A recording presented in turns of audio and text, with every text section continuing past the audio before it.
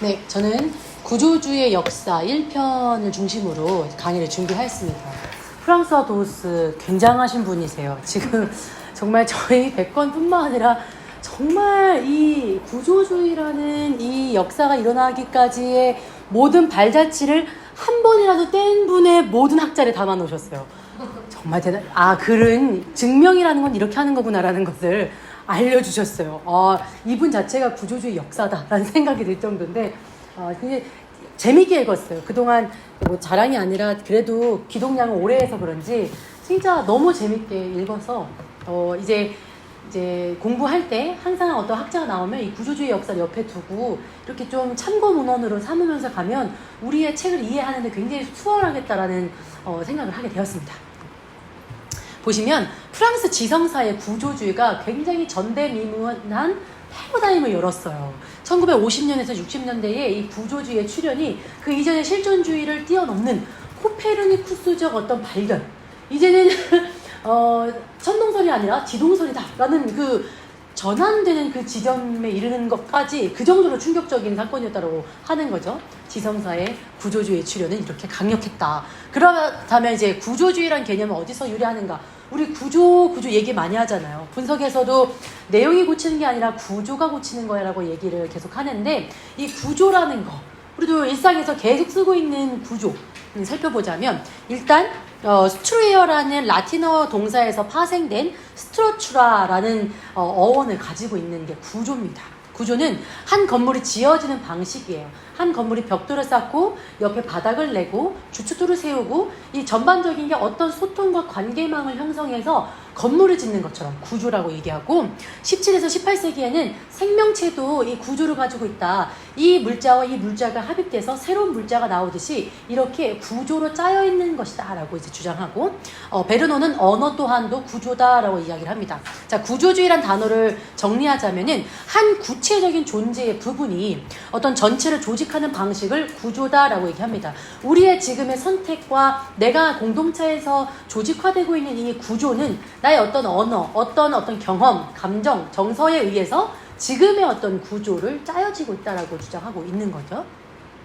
자, 클로드 레비스트로스는 프랑스 인류학자로서 구조주의의 아버지, 창시자다라고 이야기를 합니다. 이분은 어렸을 때부터 자연에 대한 관심이 많았고 인류의 사회 체계에 굉장히 관심이 많아서 17세부터 마르크스가 주장하고 있는 사회 체계, 이 자본이 돌아가고 있는 사회의 체계에 대해서 쓴 저서, 그 저서를 이미 알고 있었다라는 거죠. 그래서 학적으로도 굉장히 뛰어나서 여러 대학에서도 러브콜도 오고 TO가 오면 이제 교수를 이제 임용을 보려고 했었으나 다른 데는 제하고 상파울루 대학교의 어떤 그 제안이 들어왔는데 여기는 가야겠다라는 생각을 한 거야. 그 많고 많은 대학 중에. 왜 그러냐면은 이 브라질 옆에 있는 원주민, 인디언들이 많이 포진되어 있었고 자기의 이런 인류학적인 관점에서 연구가 용이하기 때문에 원주민 사회, 그 부족 사회를 연구하기 위해서 선택해서 들어갔다는 거죠. 거기에서부터 이제 구조주의라는 어떤 초석을 발발하게 되는데, 인류학이라는 것은 인간을 자연의 토대에 의해서 연구하는 학문인 거예요.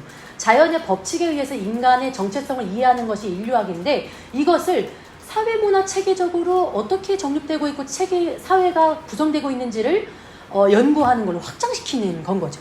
그래서 언어학이라는 것을 접목시키는 엄청난 그 결합을 이렇게 하게 됩니다. 이 언어학의 도움을 통해서 이제는 자연의 형태와 형식과 어떤 부족의 어떤 장르로서만 인간을 구분하는 것이 아니라 의미론적으로 어떤 관계로 이행되느냐, 그거에 더 초점을 두었다는 거죠. 그래서 인류학의 발전에 있어서 관계의 탐구를 우선했다는 거죠. 이게 포인트예요. 우리의 사회문화 체계는 어떤 관계로 인한 그런 탐구를 해보니 원주민이나 문명인이라고 하는 언어가 있는 자들이나 뭔가의 체계가 있다라는 걸 발견하게 된다는 거죠. 그래서 제 질문은 구조주의에서 이런 관계의 탐구는 어떤 전개를 일으켰느냐, 특히나 이 관계는 운유되고 옆으로 환유되는 그 의사소통을 통해서 지금 관계의 망이 이제 형성되고 구조를 만들게 되는데, 그것을 이제 언어학, 인류학, 정신분석학 세 부분으로 나누어서 설명을 드리려고 합니다. 일단 언어학을 보시면은, 일단은 이분이 야콥슨이에요. 로만 야콥슨인데, 이분은 모스크바 출생이었어요. 러시아에 사시다가 러시아에 1917년도에 혁명이 일어났어요. 그래서 소련이라는 국가가 이제 사회주의, 어떤 전체주의, 공산주의로 다 물들기 시작하면서 학적인 연구가 굉장히 어려웠어요. 그래서 이 모든 언어학자들이 프라하로 모이게 됩니다. 그래서 프라하가 언어학의 최대의 성지로 불리워지게 되는 거죠. 그래서 20에서 30년대에 투르베치코이, 우리 의문론의 원리나 투르베치코이, 뭐 이제 로만 야콥슨이 언어학의 최정점을 이루게 되는 시기를 맞이하게 됩니다. 그래서 의사소통에서 중요한 것은 간여성이다. 이 언어와 언어가 어떤 연관성과 어떤 은유적인 의미를 통해서 우리가 서로 의사소통이 되고 있느냐, 그 소통으로 인해서 관계망이 형성되는 구조가 형성되느냐가 초집중된 어떤 학문의 결이었다는 거죠. 그래서 이 로만 야콥슨과 레비스트로스는 서로의 강의를 들으면서 영감을 얻었어요. 주고받고 했는데 야콥슨의 친족에 관한 저 연구가 굉장히 이제 영감이 있다. 그리고 이제 레비스트로스는 저 야콥슨의 소리와 의미에 이행되는 것이 나의 연구에 굉장히 도움이 되고 정말 어떻게 보면 경탄 그 자체였다. 서로를 그렇게 추대하면서 우리의 두 사람의 만남은 언어학과 인류학에 굉장한 어떤 과제를 담고 있다라는 말을 또 하게 됩니다. 그래서 레비스트로스가 언어학을 구조주의에 접목시키는 발상의 전환, 이것이 구조 언어학이다라고 얘기합니다. 그것은 특히나 언어학 여러 가지 론 중에 의문론을 통해서 우리가 구조주의의 어떤 정립을 시도하게 되는데, 그 의문론이 출현하면서 이제 이 구조주의의 툴이 이제 탄생하게 된다라고 얘기하는 거죠. 자, 모든 언어에는 연속적인 그런 기적 구조가 있어요. 언어는 연속돼서 파생돼서 확장돼서 전달돼서 이런 연속성이라는 어떤 그런 특징을 가지고 있대요. 그것 안에는 연합하는 성질과 대치하는 성질을 가지고 있다. 연합은 다른 말로 은유예요.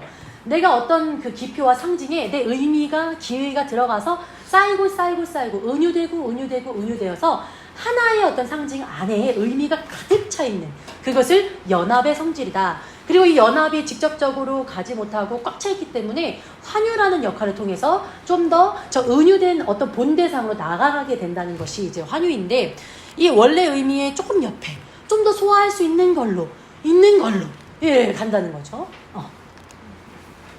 이런 성질을 가지고 있다. 그래서 의문론은 이러한 특징을 가지고 있게 되는 거예요. 체계 속에 편입되어서 의미를 찾아냈는데, 의문론의 음은 음소이고 의문론의 우는 운소예요. 가장 작은 어떤 언어의 단위의 이행을 통해서 전혀 다른 의미가 은유도 되고 환유도 되고 있다는 거죠. 자, 음소는 미음과 비음이라는 최소 단위만 바뀌었는데, 말과 발, 전혀 다른 의미가 담겨있는 두 가지의 단어가 서로 소통하고 있는 거고, 아와 우만 바꿨는데 말과 물, 전혀 다른 의미를 가지고 있는 단어 두 가지가 서로 소통하고 관여성이 있다라고 하는 거죠. 운소 같은 경우는 길이에요. 이게 그냥 말했을 때는 타는 말인데, 말하면은 언어, 하나의 하나 아주 작은 단위를 통해서 구조적인 의미가 서로 소통되고 있는 것, 이것이 의문론의 핵심이다. 그것이 구조주의와 언어학이 지금 같이 접목되어서 구조주의의 어떤 패러다임을 만들고 있는 거예요. 근데 이런 은유와 환유가 잘 되지 않으면 야콥스는 실어증이 걸리게 된다라고 주장하는 거예요. 실어증이라는 것은 말을 하지 못하는 상태인 건데,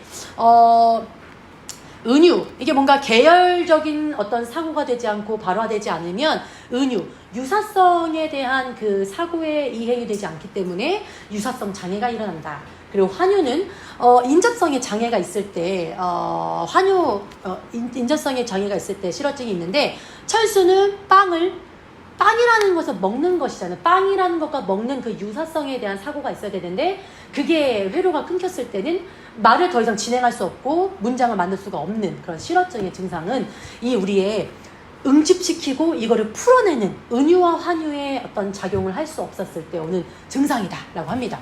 그래서 야콥슨의 6가지 언어의 기능이 있어요. 내가 송신자, 감정에 내가 의도를 가지고 뭔가를 메시지를 전달하면 그걸 받는 사람이 있잖아요. 근데 그 의사소통 가운데에는 4가지 맥락과 메시지와 접촉과 코드라는 그 네 가지 어떤 기능이 있어야 의미가 전달되는데 그 안에 맥락적인 사고를 많이 하면 지시적 기능, 메시지적인 것을 통해서 의미가 전달됐으며 시적 기능, 접촉에 의해서 의미가 전달되면 교감적 기능, 마지막 코드, 어떤 상위적이고 메타적인 상징물로 내가 의미가 전달되었을 때는 이 상위 언어적 기능이다.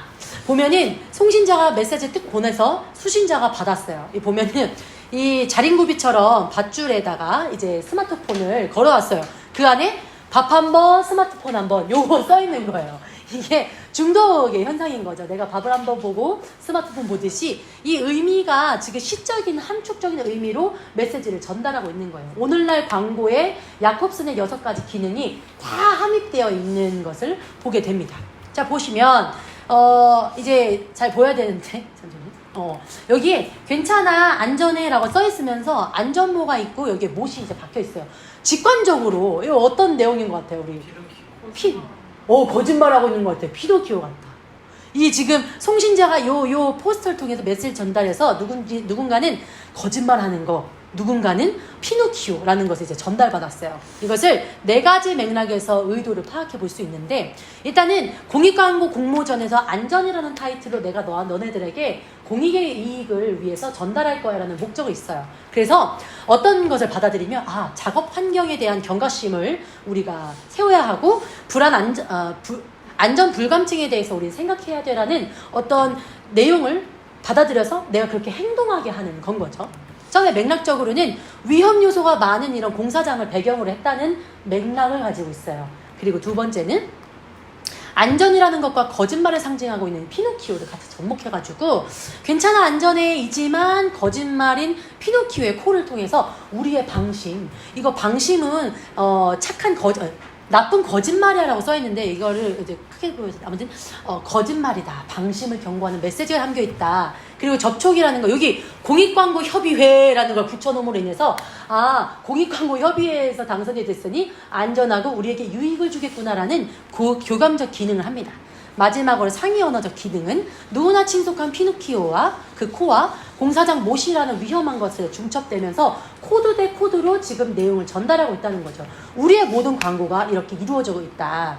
네, 레비스트로스는 친족의 기본 구조라는 연구를 통해서 근친결혼 금지라는 요소를 그 원주민 사이에서 발견하게 됩니다. 이걸 통해서 무엇이 은유되어 있고 무엇이 환유되고 있는지를 구조적으로 파악을 했다는 거예요. 어떤 사람은 근친결혼 금지가 유전적 결함을 막기 위해서 있는 제도야 라고 얘기도 하고, 어떤 사람은 가족끼리 있으니까 뭐 성적 욕망이 있어, 그래서 그냥 친족끼리는 결혼을 하지 못하는 거지 라고 주장했지만, 레비스토런스는 아니야, 여기는 사회적인 제도적 어떤 구조가 있어 라는 걸 발견하게 됩니다. 그것은 혼인이라는 의미가 담겨있는 은유가 거래와 교환을 통해서 지금 이루어지고 있다는 지점을 우리에게 소개하고 있는 거죠. 그래서 결혼 가능한 집단과 결혼 불가능한 집단으로 나뉘어져 있는데, 이러한 어떤 분류 체계들을 통해서 이 부족민은 무엇을 지금 은유하고 있고 무엇을 환유하고 있느냐. 근친결혼의 금지는 혈통이라는 어떤 은유된 것, 결혼이라는 은유된 것 안에는 자연현상에서 사회현상으로 도래하게 되는 그 제도를 삽입하는 그런 질서가 태어나는데 결정적인 요인을 하기 때문에 이런 친족 가족 금지가 이제 성행되었다.